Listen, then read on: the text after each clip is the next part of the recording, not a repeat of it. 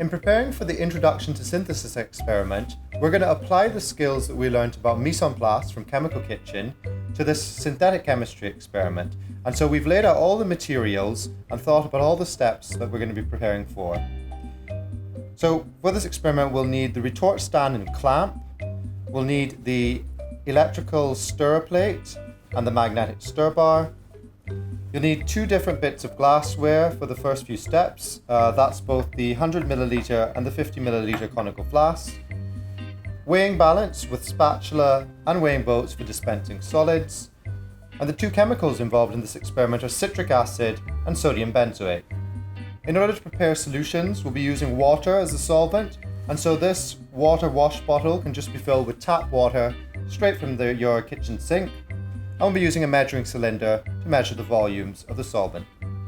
In this video, we show a condensed version of how the experiment works. You should follow each step as detailed in your laboratory manual. So for the setup here, I've supported my conical flask, which contains a magnetic stir bar, by a retort stand and clamp. I'm now going to add my pre-measured 1 gram of sodium benzoate to the conical flask. To the flask, I'll now add 10 milliliters of water. This is just tap water from my wash bottle. And now I'll turn on my magnetic stir plate in order to aid the sodium benzoate to dissolve in the water. There should be a moderately fast stirring. You can adjust this using the plus or minus buttons.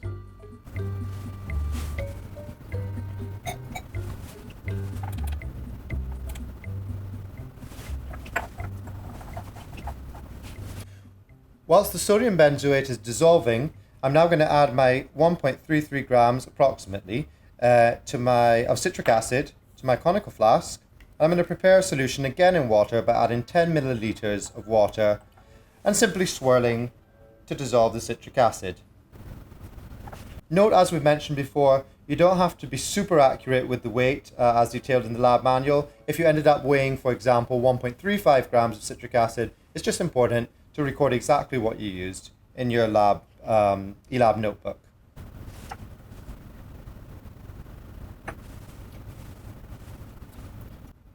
Now that the sodium benzoate is fully dissolved, and we can tell that by seeing that there are no longer any solid particles, it's a completely colorless and transparent solution now, we can go on and add our citric acid in order to precipitate benzoic acid.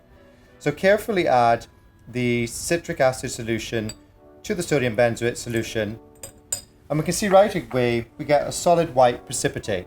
This is the benzoic acid coming out of solution. To prepare for the isolation step of the experiment, I've set up all the equipment I need to perform a suction filtration to actually recover the benzoic acid from our first experiment. In order to prepare for this, I've set up a retort stand and clamp, and attached to it is a Buchner flask, a rubber seal, and our ceramic Buchner funnel. We have here the 55mm filter paper, which fits perfectly in the top of the Buchner funnel. Our vacuum source for the experiment is a syringe attached to a piece of rubber tubing that ultimately will collect onto the sidearm, the flask. We have here cold water in our wash bottle. This could also be just placed in a beaker or whatever is convenient for you. And of course we have our reaction mixture with precipitated benzoic acid, but that still has the stir bar in it. So we'll begin by removing the stir bar using our magnetic retriever.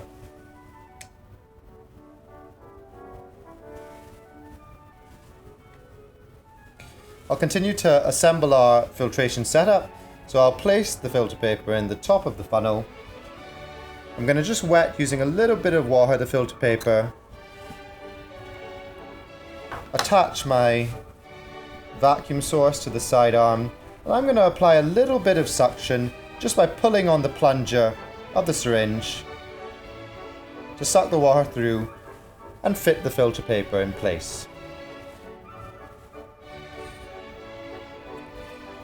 Each time that you use the syringe to apply vacuum, you'll have to remove the hose and actually depress the plunger to release all the air in the syringe so that you can reset it and start again. We're going to swirl the flask with the benzoic acid carefully and transfer the contents of the flask onto the Buchner funnel. by carefully pouring them directly into the funnel fitted with the filter paper.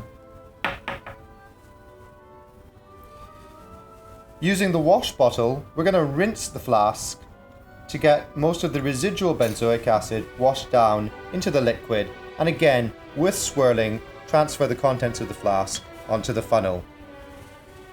I'm going to now apply a vacuum using the syringe to suck the water through while collecting the benzoic acid as a residue on the filter paper.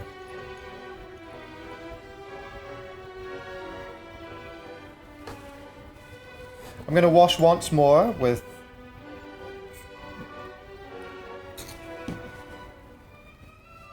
rinsing again with cold water as per the lab manual. I'm going to rinse any sodium citrate or excess citric acid that's coating our benzoic acid product.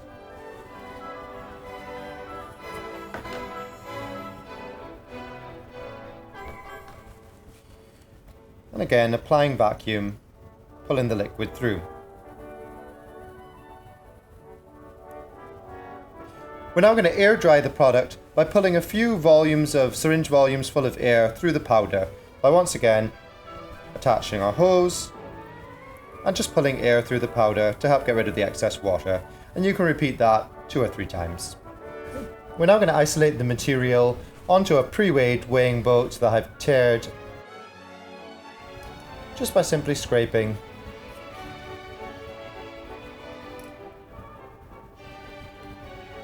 and scraping it along the sides of the weighing boat. We're ready now to dispose of our moist benzoic acid powder. So we have our benzoic acid here, we have our sodium bicarbonate that we've weighed out, 1 gram, and 20 mils of water. So I'm going to start by actually just transferring the benzoic acid into our 50 milliliter conical flask.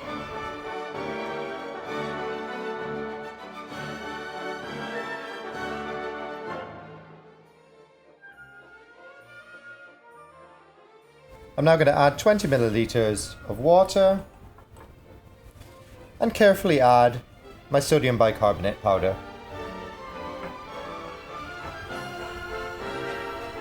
I'm going to gently swirl, and you might notice a slight hissing sound as it neutralizes the benzoic acid and produces a small amount of carbon dioxide gas. Continue to intermittently swirl the mixture until there's no more visible solid present. Now that all the benzoic acid has been neutralized and we have a colorless and transparent solution, we can now move on to the disposal step, which is simply to pour the mixture onto the absorbent yellow pad. We're carefully pouring that onto the pad where it will be absorbed. Don't forget to press and seal the bag. And the sealed bag can now be disposed of in domestic waste.